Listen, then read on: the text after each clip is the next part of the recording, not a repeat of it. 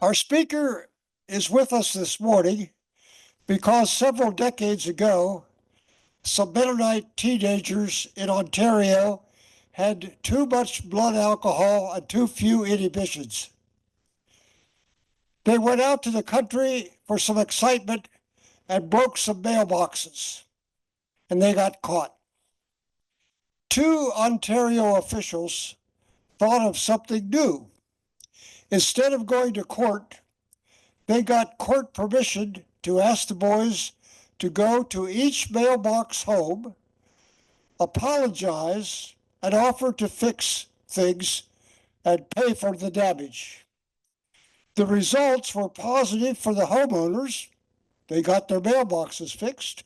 The vandals, they escaped going to court, and the state didn't have the expense of the trial. Win, win, win. Out of this came the idea of victim-offender reconciliation, or sometimes it's called restorative justice. Howard Zehr, who spent many years at Eastern Mennonite University on restorative justice, was at the time at Elkhart, and he took the key idea and made a program out of it. He outlined the key ideas in a book called Changing Lenses. And you can also see how all of this works out by YouTube videos if you put in the search line restorative justice. It is spread to other states and other countries. In New Zealand, restorative justice is the default program for juvenile offenders. And it's also in Canada, a big program in Canada, in England, in South Africa, and other countries as well. Fast forward to today. Erwin Larrier is the executive director of today's Center for Community Justice. He's also the associate pastor of Grace Place. Today's center has taken the key ideas of restorative justice and applied them to local schools. They are regularly in Elkhart schools, to marital disputes, and other domains where we need to look for reconciliation. Erwin strongly believes in the potential for reconciliation. He's also with us today because CCJ is reaching out to churches, and he and others are visiting churches to extend their services and also to invite support. He's a respected leader in Elkhart and beyond. Erwin, we welcome you to Sojourner Sunday School class.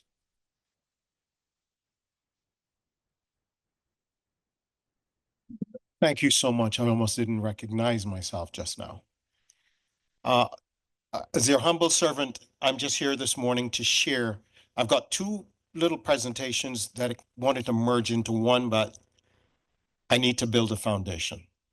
And I hope that at the end of this, you have a better idea of who we are, what we are, why we do what we do, what it costs us. And when I speak of costs, I'm not just speaking fiscally. I'm talking about the kinds of things we have to put into this experience in order to be vehicles for the transformation of character and the direction of people's lives. But let me set a little foundation for us. Today, like any other day, many other days, we stand at the crossroads of conflict, violence, and as you navigate that, you realize that violence and anger and frustration and conflict is the default position that is quite apparent in our country. I haven't stepped outside to look at it, but what I have done is that I've been forced to embrace it. Part of my background is working with youth. I've spent many years as a youth pastor, and one of the things I've learned is that everybody wants to take care of the youth so that we can transform them so they don't become like us, the older ones. We're trying to save them before they know anything that they need to be saved. But there's a problem. We all need to be saved. I'm just gonna, no, the only reason I'm gonna say what I'm about to say is that I'm in a spiritual religious context. The Bible records Jesus saying, my God, why hast thou forsaken me? And today, unlike any other day in our history, what we have found is that there's so many people who want to believe in God, who do believe in God, but the cares of this world, the violence has beaten us almost into subjection. My God, why hast thou forsaken me? And he hasn't. He also said, where sin abounds, grace more so abounds. And today we need a lot of grace. And grace is one of the vehicles, should I say restorative justice and the practice of restorative justice is one of the ways that grace is being dispensed. I just want to share a few things with you immediately. Number one, I want to show that restorative justice can bridge the faith and the secular worldview that we have today. It is so important because we're all wanting healing. There's no one in this room, just based upon the hair that I don't have, you will know that we've gone through some things.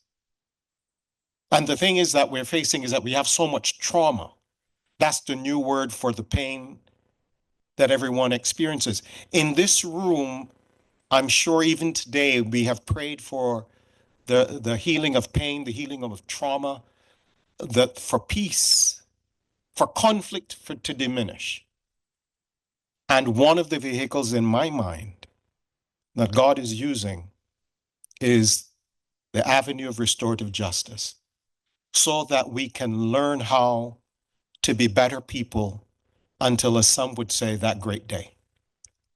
So I'm just going to begin. So Mennonite theology, and I have to say thank you to the Mennonites, particularly Howard Zier, and the men and women who have gone before to create what we now call restorative justice, to make it as a foundation upon which the world is looking to. It has now become the de facto, restorative justice has become the de facto alternative to what many of us experience and understand as punitive justice. Now, I don't know about you, but when I was growing up, I got a little whooping once or twice. And because I didn't like whoopings, I kept my feet on that road. Today, there's very little regard for anything because we've punished people into a position, such a position, that they do not feel as if they have a way out. There's no hope. There's no transformation. Their characters, they're not going to get a second chance. And what restorative justice does as a vehicle for transformation of character and restoration of relationships, this is one of the vehicles we have. And I have to say thank you to the Mennonite worldview for bringing this to the fore. So, the roots of the Mennonite tradition, we have the biblical foundation, we have the spiritual practice.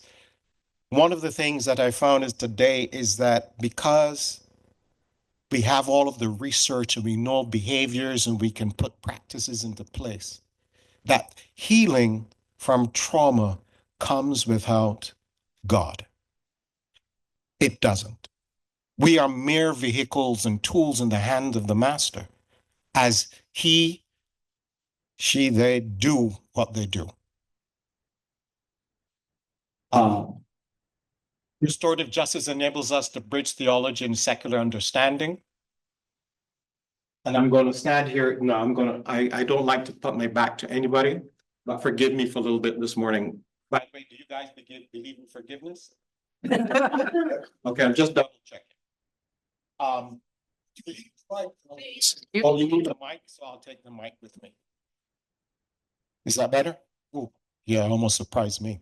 Okay, so we have a shared vision. Both the Mennonite theology and secular approaches seek healing over vengeance, addressing systemic injustices. We don't have to look far.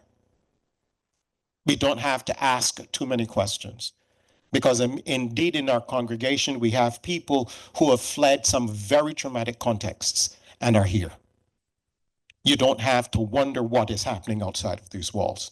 There's a practical application for restorative justice. It brings together offenders, victims, and communities to confront harm and form healing plans.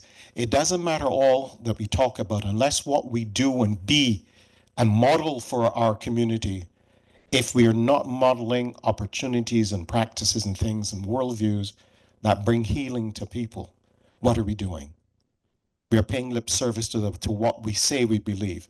Now, social fabric, restitution and accountability concepts. One of the big things we do as far as the work we do at CCJ is that we seek to always work with people on both sides of the divide. Because the reality is this: if we don't enable people to transform their characters, not by me telling you, you have to transform, but by they wanting to be transformed, then they begin to hear the things and start to want to change from the inside out. Repairing our social fabric. Do you think our community needs our social fabric repaired? Does anybody believe that? If you do, just raise one hand, one finger. Oh, there are a few believers in the room. That's very good. There's so much economic inequality. RJ challenges these things. There's a need for accountability. I don't know about you, but we are in a very interesting position where pretty soon everyone who commits an offense is going to say, well, that guy did it and he didn't face any consequences. I just said that guy. Okay. Reconciliation. Maybe 3, 4, 5 miles down the street is our jail. And the throughput in that jail is so busy. And all of them are returning to our community. We need some reconciliation. Here's how restorative justice is one of the ways that we can do that. We need to confront systemic barriers, like identify the root causes such as poverty, which is something we do well here in this congregation. There's a lack of social care and systemic neglect that harm individuals. We need to address the underlying issues, focus on economic desperation, broken relationships, and lack of opportunity. Let me ask a quick question. If you are broken, if you're hungry, if you're cold, what are you thinking about? What's your priority? And then when you add your kids or your nieces and nephews to the whole context, we end up in a situation where people are going to do what they're going to do in order to help their families and themselves survive. And it is usually the innocent, and I'm careful how I use the word innocent, those who have not harmed or done anything to someone else, that actually pay the price. We need to promote healing. The Mennonite tradition is very big on peace. But the word says, my peace that I give to you, not as the world gives to you. We need a peace that transforms. And restorative justice is one of the vehicles through which we work to enable that peace to come around. Transforming spaces. We put together and we have victim offender dialogues. Now that is where we bring the victim and of harm. Now before we all made the assumption that it all has to do with crime, but it doesn't. Some of us may experience harm that we think is criminal. But do you know one of the most interesting things I've found is that, can someone tell me if you have a neighbor? Anyone in this room have neighbors? Do you have trees in your yard? Do you have a fence separating yourself and your neighbor? Great. Who cleans up the leaves? Green for You are indeed fortunate.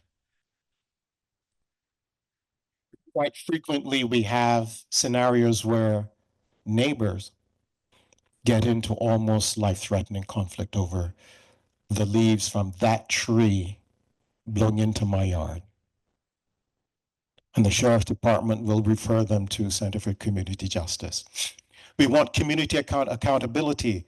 We engage local groups in supporting offenders reintegration. We have a program at Center for Community Justice called the Transition Recovery Coaching Hub. And what that does, it works with multiple agencies, and we have partnerships. And what those partnerships do is to bring people together. How do you, here's a challenge. We have many individuals returning from incarceration. And I'm going to be transparent with you. We work with them on the inside, but when they come out, we're not so sure. We tell them about the goodness of God and the hope that the world is looking for and that we can help them with, but not in my church, because we are still afraid of them. Now, does that mean you're bad? No, you're just responding to our own need for security. But we need to reintegrate them and help them hold themselves accountable so that they won't go and do what they did before. We have rehabilitative programs. You offer education and support to address the root causes of criminal behavior. Are there any questions at this point? Okay, I like this audience. Our shared mission is one of universal dignity. We look at holistic healing and we look at relationship as a priority. I did not understand how important relationships are. Do you know if I could get paid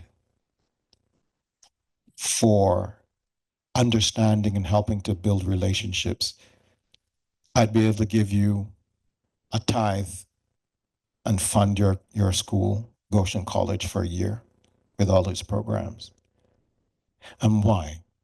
Because relationships stand at the locus of engagement with people. I once said, I love my job. There's only one problem, the people I have to work with. And you can't escape that, okay? I'm trying not to take too long. And because I've got another little presentation I want to share with you. Many of you in this room have no longer work in the traditional sense, but you're still very active with care and concern in your community. And that is incredibly important because it is you who transfer the wisdom and the understanding and the knowledge and the compassion. If people today are not seeing compassion, empathy, purpose models for the generations, and we're dealing with at least 3 generations. Now there's a generation called Alpha. I didn't know what that was. But it seems everyone talks about millennials, and then they talk about Gen Y, then Gen Z, and all the problems they have. Now there's Generation Alpha, while there's still baby boomers like us still hanging around. That's 4 generations, with at least 2 of those generations untethered to the care and compassion of what we worked for and developed and served and gifted to this world through the views and the call of the Spirit on our lives. It is so incredibly important. At Center for Community Justice, we are not a religious organization, but all of our people who work there have their own spiritual and religious beliefs that help us to remain compassionate, empathetic, and wanting to continue to be servants. We look at spiritual healing for ourselves, because here's the interesting thing. When you sit and you listen to everyone else's mess just for one day, it takes another 3 to 4 hours of not thinking about anything else just for one day. And the work that we do is very complex. It's not like, so let me be blunt. How many of you have pets? Anybody have pets? You love your pets, right? When people are asking for support for taking care of animals, lots of people rush to do that, don't they? If you have children, grandchildren, we want to save our youth. But when it comes to the kind of work we do, because it is not easily explained, yet if we didn't do the work we do, the work that I dare say many of you supported and started way back in the day, things that happen, things that we don't want to happen will continue in a worse way. Why? Why am I saying this? When we are working with human beings, we're not working as a manufacturing process. We've had some cases that have taken us 7 years. When I came to CCJ in 2018, I think, I found a case that had been going on since 2009. But if we didn't do this work,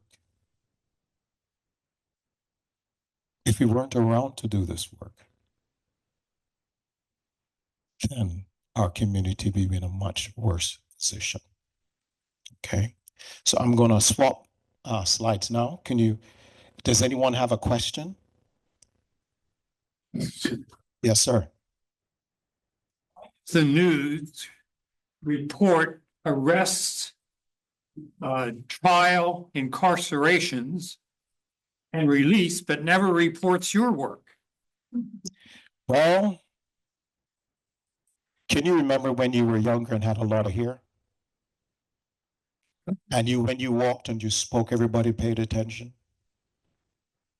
I'm using an analogy here. It's because you were a handsome man and you caught the attention of the world. The work we do forces people to confront who they are not, and what they wish they wanted to be.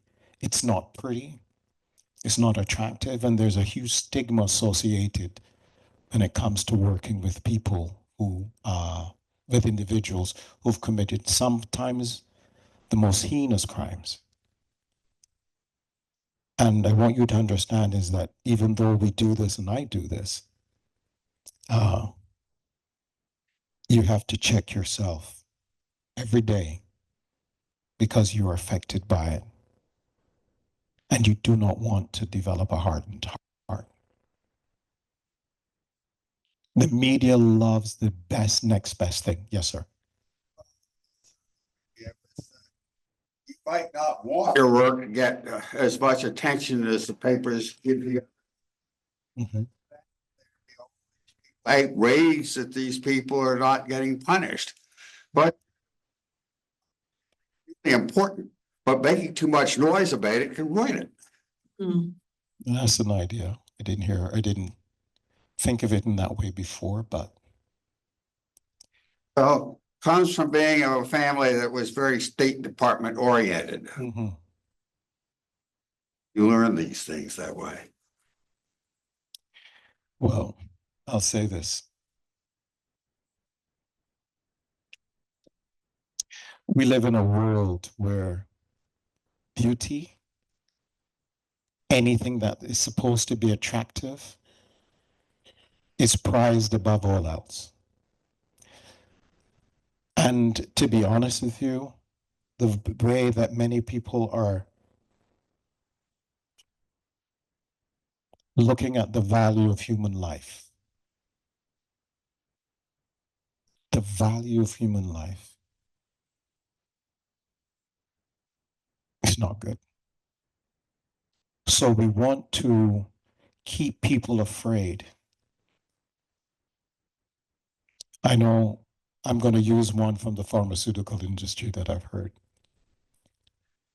Don't watch TV after 11 o'clock at night. When they run all those ads, this is good for you. This will solve this problem. And then it will say it can cause side effects such as you're springing or creating a new eye, generating 2 new ears, walking with a limp before when you were able to walk upright, but because you needed the thing to help your hair regrow. That is, and I'm being facetious and a little cheeky when I say that. But the reason I'm saying that is that because we're enmeshed in a system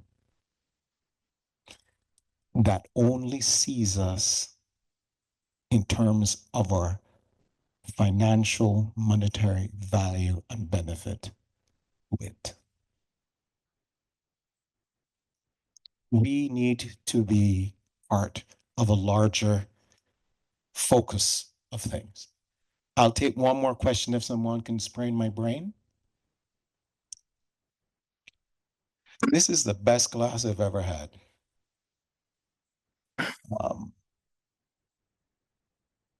Oops. All right, here's what I'm going to have to do.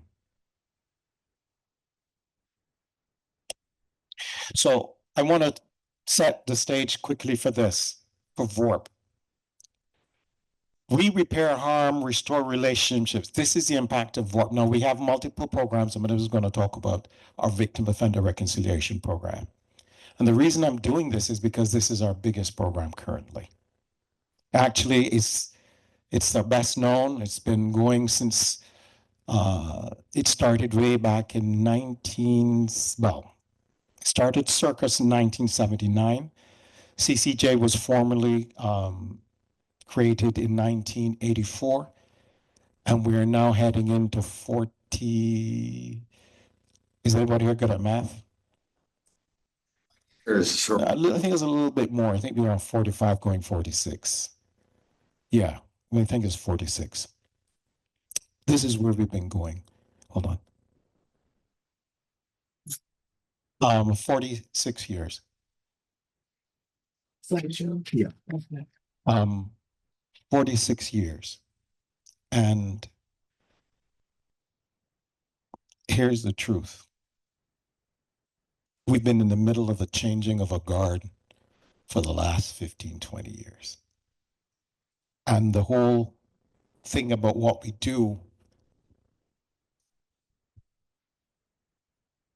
is slipping a little bit, right? It's slipping a little bit. Let me share this with you. Some of our guiding principles. Helps victims reclaim their voices by facilitating dialogue and creative restitution agreements that meet their needs. Let me explain something to you. We have people who are referred to us by the court system. 90% of our clients come from the court system directly. And most of those people who get referred to us have just gone through something, the worst things in their life. But what we do is to bring the person identified as a victim and the person who is identified as the offender, and we work with them to help them see each other in a new and or different light. Holding offenders accountable. Someone used the word punishment or punished earlier. How many people that you may know or know of have been incarcerated for years and came out worse than when they went in? Punishment does not work except for people who are afraid of being punished. And today, lots of people are not really afraid of punishment.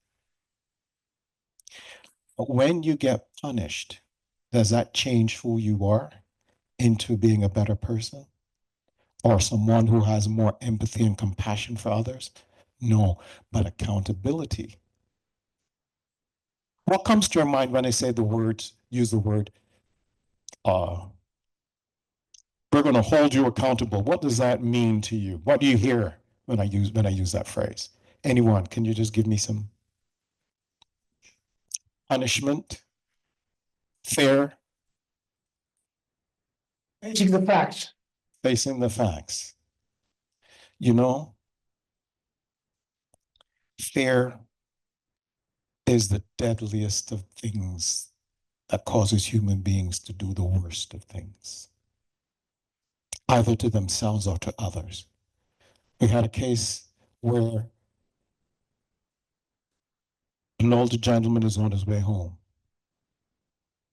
and he saw a young man coming towards him. He's, 8, 9 o'clock at night, it's dark. And he recognized the guy and he said, "What's up? How are you doing?" And the guy just walked up to him, pulled out a knife, and stabbed him 7 times. But here's the irony. As the man who had been stabbed, injured, he looked at him, he says, "But I know you. I looked after you when your mama couldn't look after you." And in the engagement later on, through one of the VORP processes, the older gentleman asked the young man, "Dude, why did you do it? I know you. I took care of you." He says, "I don't know, but I was afraid." Fear. He wanted to rob the guy, but something scared him about the guy. And I'm talking about a good 20-year difference in ages. This is what fear does, or one of the things that fear does. So when you hold offenders accountable, what is it that we're asking? What is it that we're talking about? What we're talking about is helping them to reframe the way they look at the world, helping them to reframe how they see the person that they've harmed, and then look at themselves through a similar lens, all through use the facilitators and the individuals who mediate these processes. And they're not easy, they're not short, they're not 5 minutes, they're very intense. Mary Alice might tell you that if you talk to her. For the some of our impact, look at the numbers. In last year ending in 24, we had 354 cases. That's a minimum of 808 people we've worked with. And not everybody wants to do this. But when we get those cases, we have to go through a long process of connecting and building people forward. We have, we've had 72 restitution agreements. And what is a restitution agreement?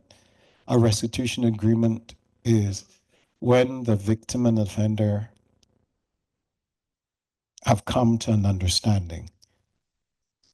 What happened to me if I have a medical bill? Look, I didn't, I gotta go pay a medical bill. But sometimes all people want as far as a restitution is concerned, I'm sorry. You know the word sorry can transform complete lives. We've done, had 41 individual meetings, and you'd be surprised to know that lots of people don't want to meet either the person who's caused them harm, or the one who's caused the harm is terrified of meeting the person that they've harmed. And that's a process we go through. We have had 38 direct mediations.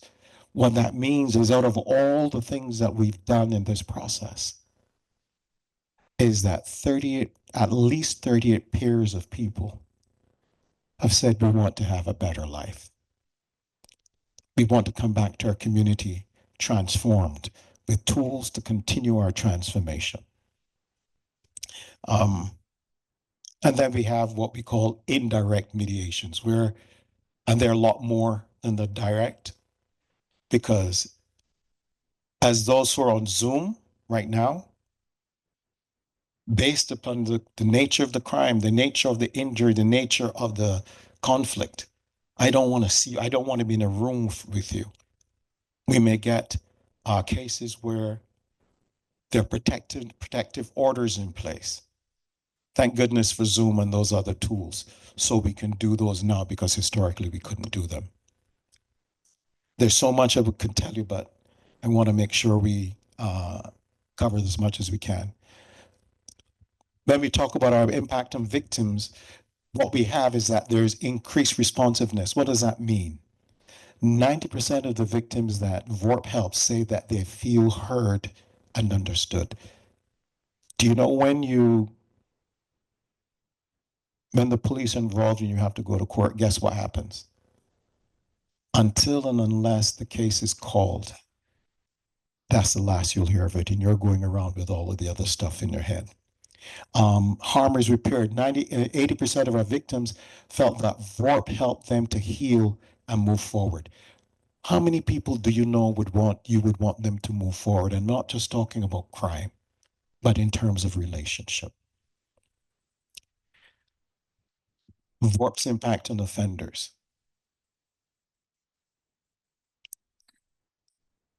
I'm sorry. I just want to be a better person. I wish I hadn't done this.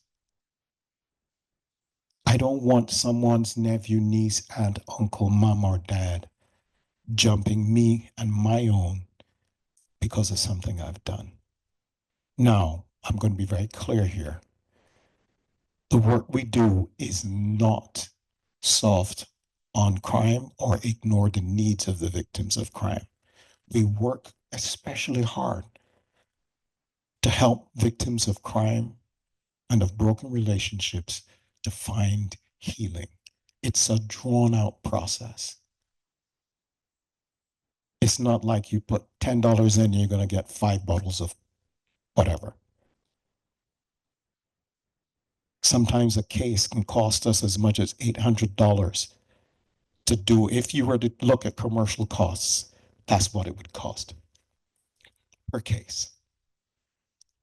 70% of all offenders gained a deeper understanding of how their actions affected victims. That is the beginning of the opening of the door to transformation. What happens in our community when they return from incarceration, when they return from whatever it is they've been put? The community, the untrusting community, becomes willing to give a second chance. But people cannot have second chances unless and until, one, they want to be different, and two, if the community understands that you have decided to make a change in your life. And that's part of the facilitation we do. So I'm going to say this to you, share a story with you. This is one that Mary Alice participated in. And can you imagine late at night getting that knock on your door, and you open your door and you see a state policeman standing there? Your son had left home and gone out and minding his business. And you come to find out that your son is dead, killed by a drunk driver. Your son has a son who needs his father. You're the mother wanting, mothers, your sons are your sons are your sons. Ellen, who was the mother's name, they felt like the bottom had fallen out of her world. But as she came to find out the circumstances about what happened, her son was T-boned by a drunk driver who could not remember anything that happened. He himself was a young man having lots of problems. And he'd gone out from his home just to go to forget because of the conflict that was in his home. And he drank a little, He drank too much, got behind the steering wheel, and he did not remember anything about what he'd done other than when he was arrested. And Ellen,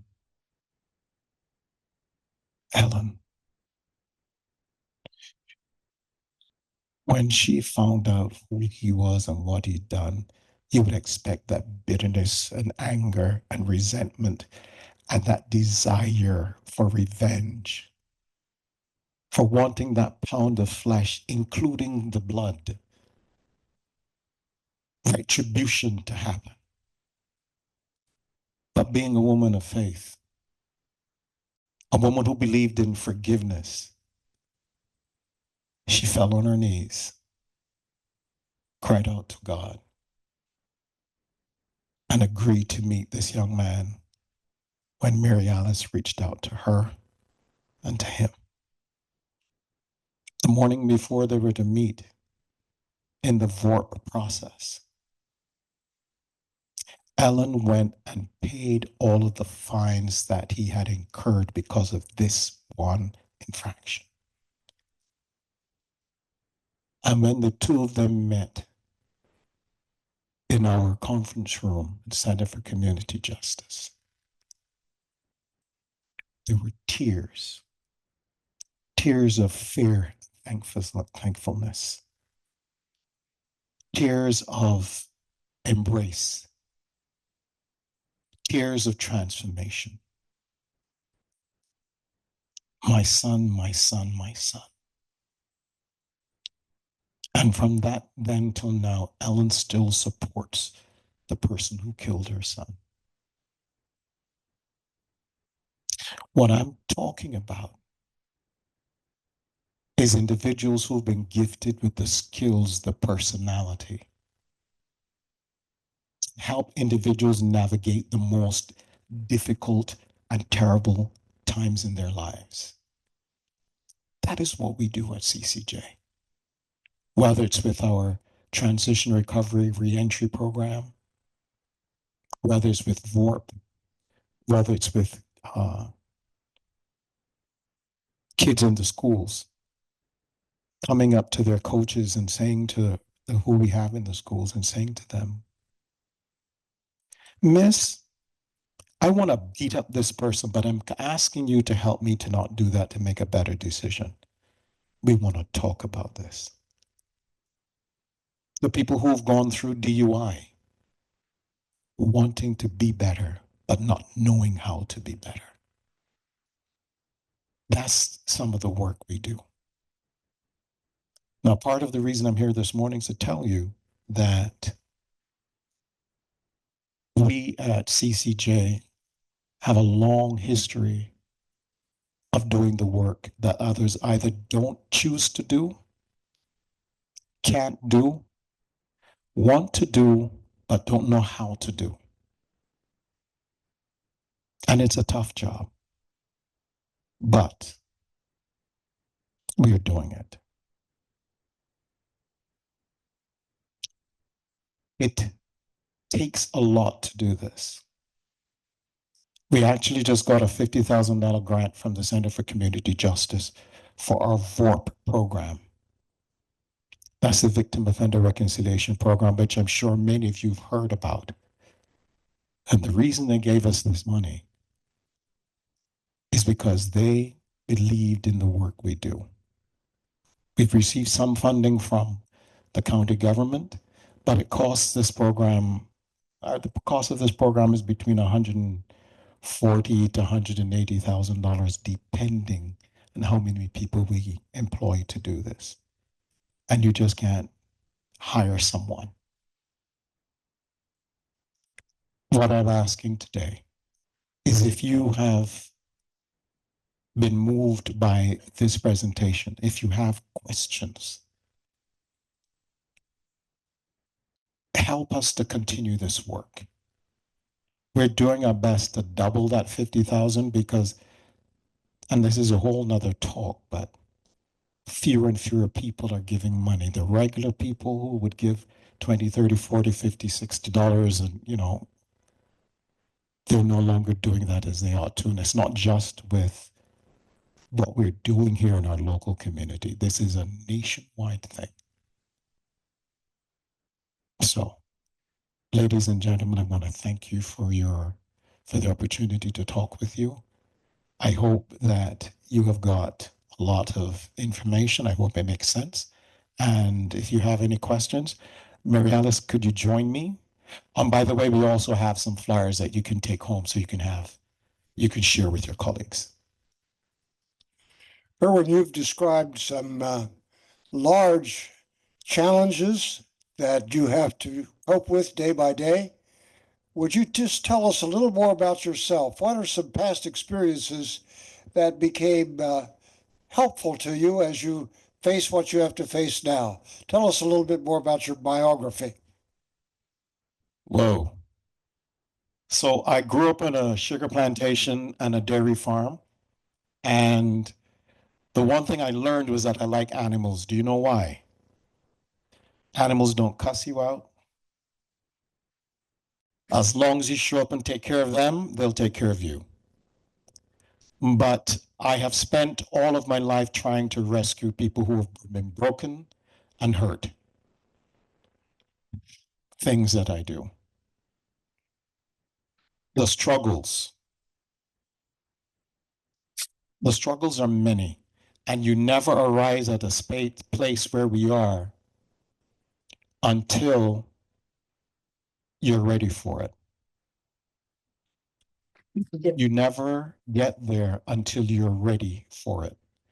So here are some of the struggles I have. One, taking care of people in the church context. Two, there's a phrase everyone talks about today, life be lifing. You heard that phrase before?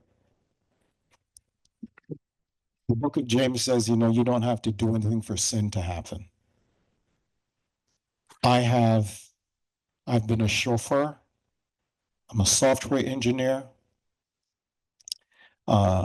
pastor, youth worker, tractor driver.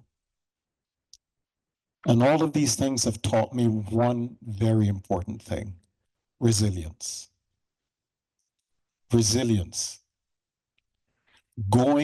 Keeping on going when everything is against you. And how do you do that? Through faith, through hope, not in yourself. I feel a little shy. Actually, I feel very shy telling you all of this.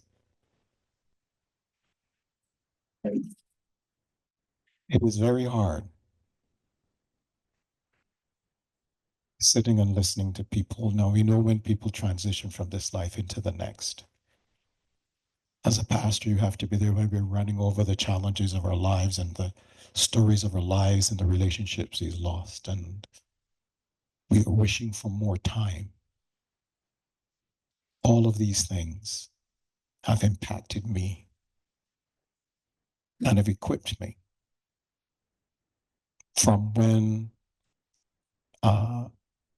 businesses were going to be foreclosed, as a child, being the child of an alcoholic father, having to deal with all of that, having to